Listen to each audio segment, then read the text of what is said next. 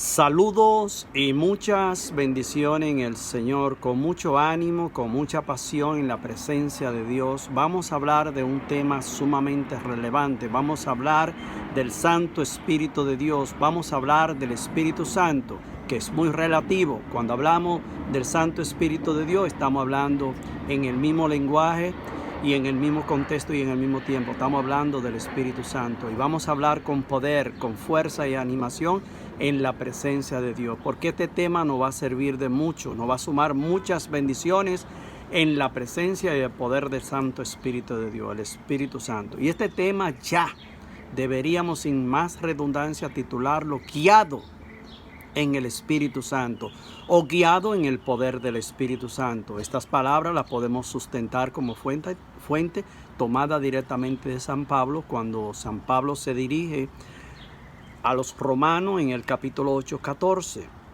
con estas palabras: todos los que se dejan guiar por el Espíritu de Dios son hijos de Dios, palabras de Dios. Ahora, cuando hablamos en este contexto y profundizamos en esta palabra que hemos compartido de iniciar en la primera parte, esto no quiere decir que si nosotros no estamos en comunión con Dios o que no estamos viviendo conforme al plan de Dios, esto quiere decir ya que nosotros dejamos de ser hijos de Dios. No, eso es mentira del diablo.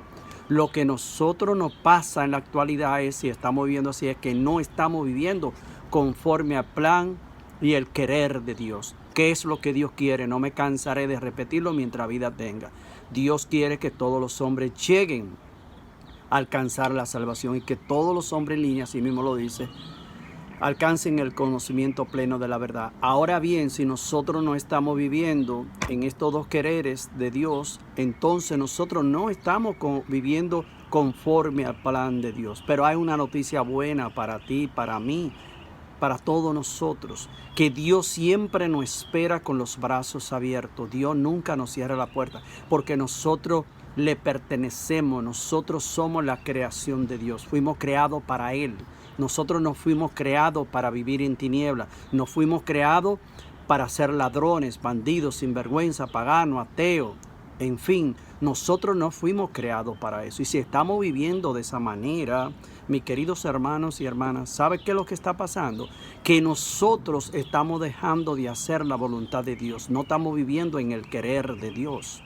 Eso es lo único que está pasando. Y por eso, una vez más lo repito, así a viva voz, Dios siempre nos espera a todos con los brazos abiertos para darnos la bienvenida cuando regresamos a Él arrepentido, con un corazón quebrantado, adolorido, reconociendo que le hemos fallado al Padre y nos hemos ido por otros caminos, no hemos ido con otros propósitos que son contrarios al querer o a los quereres de Dios.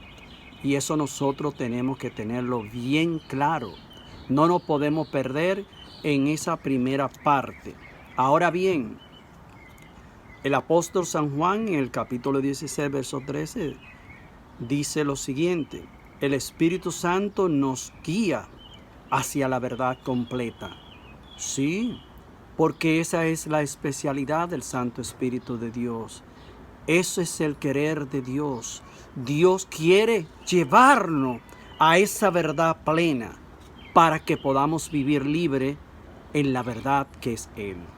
Y por eso a mí me toca mucho lo que Juan resalta en este versículo. Una vez más lo repito, Juan 16:13.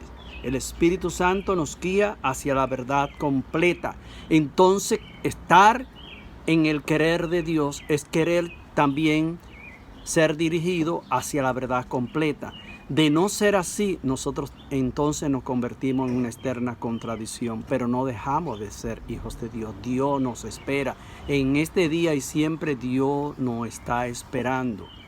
Ahora bien, cuando hablamos del Espíritu Santo en la parte primaria, en la parte esencial, en la parte que tú y yo, todos nosotros deberíamos de conocer, ¿cuál es la obra principal maestra del Espíritu Santo? Llevarnos a la santidad. Y esto lo hace el Espíritu Santo en concordancia en el querer del Padre. Y aquí podemos hablar de fuentes. Cuando nosotros leemos en el Evangelio según San Mateo, en el capítulo 5:48, ¿qué es lo que dice ahí? Ustedes pues sean perfectos perfecto, como es perfecto su Padre Celestial. Palabra de Dios.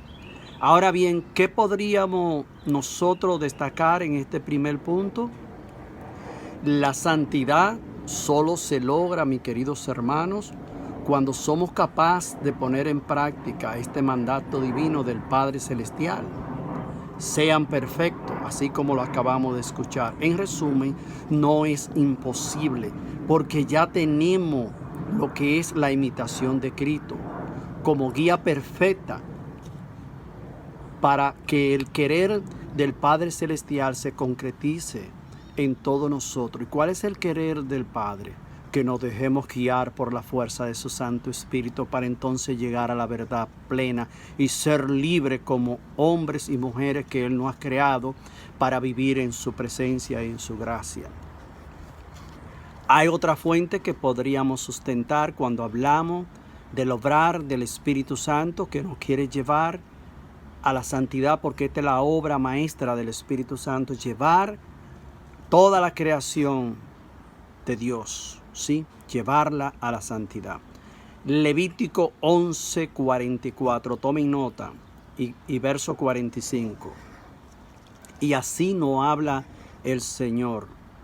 Porque yo soy Yahvé su Dios, dice el Señor, santifíquense y sean santos, pues yo soy santo. No se harán impuros como ninguno de esos bichos que se arrastran por el suelo.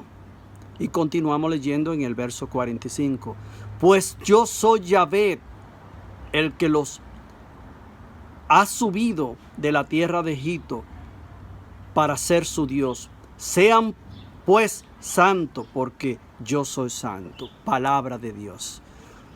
Un lenguaje muy claro, un lenguaje que lo puede entender hasta un niño de 6 años, hasta un anciano de 94 años. Ahora bien, cuando nosotros contextuamos y explicamos esta última parte, aquí le vamos a dar conclusión. Nosotros tenemos que entender, cuando hablamos de las Sagradas Escrituras, tenemos que entender un poco del Antiguo Testamento y el Nuevo Testamento, la Antigua Alianza y la Nueva Alianza, porque aquí podemos abrir un paréntesis.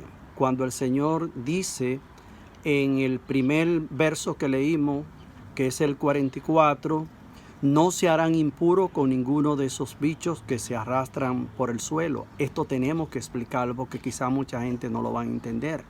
En la Antigua Alianza ya el Padre no habló de esa manera, pero esto fue escrito en ese tiempo y en ese contexto, porque era prohibido, por ejemplo, para los judíos y para muchos de ellos comer, por ejemplo, por decirlo así, puerco. Eso era impuro, y otros animales. Pero eso era en ese tiempo.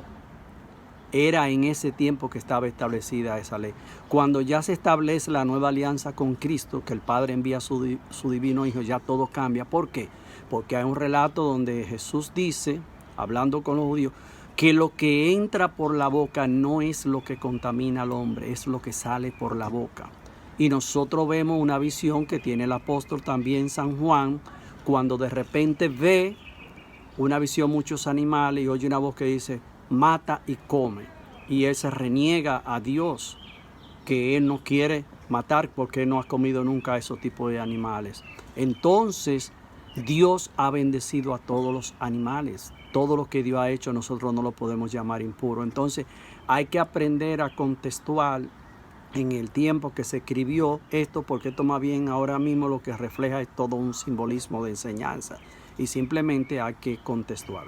El mensaje es el siguiente: la obra del Espíritu Santo es que seamos santos y perfectos en la presencia de Dios, porque ese es el querer de Dios, y la obra del Espíritu Santo, como dije de iniciación, es nosotros, la obra maestra, una vez más, es llevarnos a todos a la santidad en concordancia con el querer del Padre Celestial, que quiere que nosotros seamos perfectos como es perfecto el Padre Celestial. Y este es el mensaje, mi querida y amada familia, mis queridos hermanos en Cristo. Muchas bendiciones.